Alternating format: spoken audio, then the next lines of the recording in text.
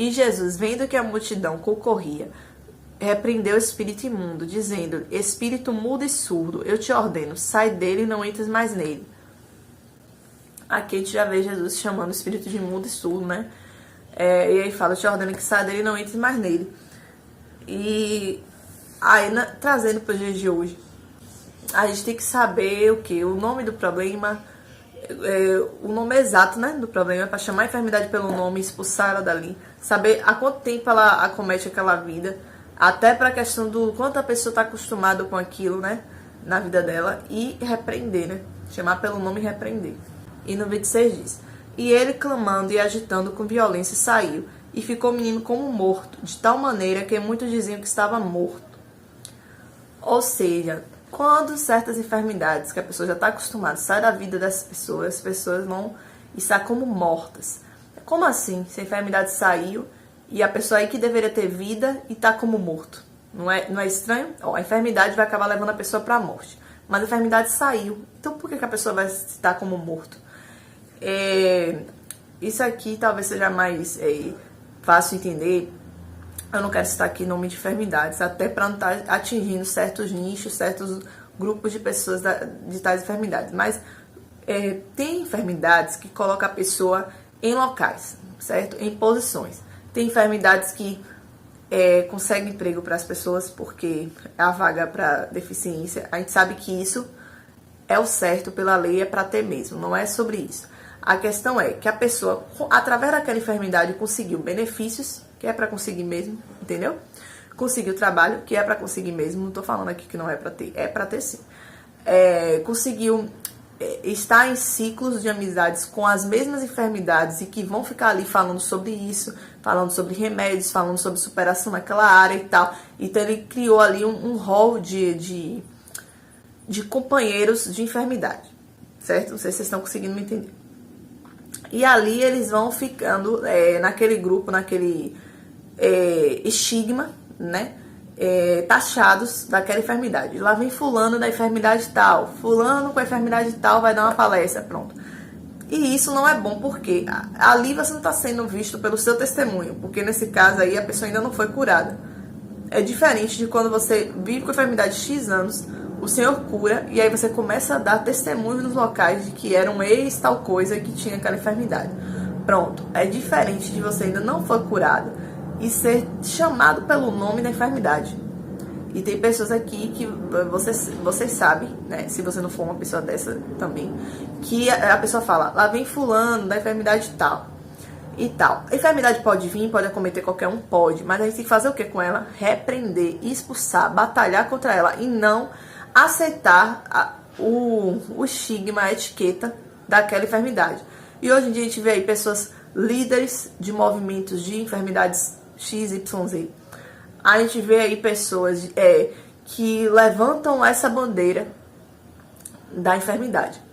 E não é pra gente estar aqui abraçando enfermidade nenhuma. A enfermidade ela tem que ser expulsa. Ela é algo passageiro, ela é algo que tem que sair no nome de Jesus. Então, às vezes a pessoa se acostumou porque nasceu com aquela enfermidade, porque está X anos com aquela enfermidade, porque já conseguiu se adaptar ali àquela enfermidade, conseguiu fazer coisas e que aquela enfermidade não é tão limitante, tão capacitante assim, entende? Então, isso tem que ser eliminado. Aí a pessoa: mas eu conheço várias pessoas assim que ainda não foram curadas. Mas eu já... isso é normal. A gente começa a normalizar a enfermidade. E antigamente, nos tempos bíblicos, nenhuma enfermidade era normalizada. Nenhuma enfermidade era normalizada. As pessoas tinham qualquer coisa, ia lá para Jesus Cristo, quando souberam, né, de Jesus, que antes disso, a gente vê que a mulher do fluxo de sangue mesmo havia gastado tudo quanto tinha, né? Então, ela era deixada lá de escanteio, fora da cidade lá, sangrando, né? Hoje em dia a gente sabe, tem os médicos, né? Existe misturação hemorrágica, existe menorragia. Hoje em dia tem outros nomes, mas naquela época, independente de consultas médicas, e fala que ela tinha gastado tudo quanto tinha com os médicos, então aí diz que já tinha médicos na época. Mas, embora não soubessem o nome, caso não tivesse tratamento. Mas, quando ela soube de Jesus, ela foi lá, teve fé, determinou que se tocasse na orla seria curada, e ela foi curada. Assim tem que ser conosco nos dias de hoje. Que apesar de já ter remedinhos, de já ter nome, já ter tudo, a pessoa tem que pensar, pô, se eu for até Jesus, eu vou fazer assim, assim, eu vou ser curado. Isso aí é fé. Então, Deus não mudou, mas a fé do povo dele mudou. Porque a fé do povo de antigamente era essa fé aí, que falava, eu vou ali tocar na orla do manto de Jesus e eu vou ser curado. Hoje em dia as pessoas oram, as pessoas até oram, até jejum, mas às vezes a enfermidade não sai. E às vezes a pessoa já se acostumou a viver com aquilo, né? Já naturalizou a enfermidade, entendeu? E já até chama pelo nome, se chama pelo nome, fulano da enfermidade e tal. Então que a gente venha repreender isso nas nossas vidas, né? Na vida das pessoas em nossa volta. E não se conformar com um quadro de enfermidade nenhuma, certo? E continuando aqui diz, mas Jesus, tomando pela mão, o ergueu e ele se levantou. Quando Jesus entra na sua vida, quando a enfermidade sair, Jesus entrar, ele vai te sustentar. Você não vai ter mais a muleta da enfermidade. Não é a enfermidade que vai estar te colocando nos locais. Não é a enfermidade que vai fazer as pessoas sentirem pena de você, olharem para você, te ligarem, te mandarem mensagem. Não. Você agora vai ser reconhecido como nova criatura, restaurada pelo Senhor, curada pelo Senhor. Ele vai ser o seu baluarte. É o Senhor que vai te sustentar agora. Não é mais a enfermidade. Porque, embora a enfermidade limite a pessoa, embora a enfermidade coloque a pessoa para baixo, mas também tem situações que a enfermidade é o que faz a pessoa ser notada. É o que faz a pessoa receber ligações, é o que faz a pessoa ser lembrada. Ô, fulano, tá assistindo hoje? Como foi seu dia hoje? Tá bem? Ô, fulano, se alimentou? Ô, fulano, é complicado nessa situação, pronto. Porque sempre vai achar alguém pra acudir o coitadinho, a coitadinha. Mas quando a pessoa tá saudável, não acha, às vezes, um telefonema, não acha, às vezes, uma mensagem. E aí, tá preparado para essa nova vida de ninguém mais se importar? Porque quando a pessoa tá com enfermidade, várias pessoas se importam. Mas sem enfermidade, a pessoa, você não receber mais uma ligação, um telefonema, uma mensagem perguntando como é que você tá. Entende? Então, vai mudar também o ciclo de amizade das pessoas, a atenção das pessoas, tudo isso muda. E às vezes a pessoa tá ali conformado, não é que tá feliz com aquilo, mas a pessoa tá conformada com aquela situação e nem se vê saindo dela, nem se vê como seria a vida sem essa situação.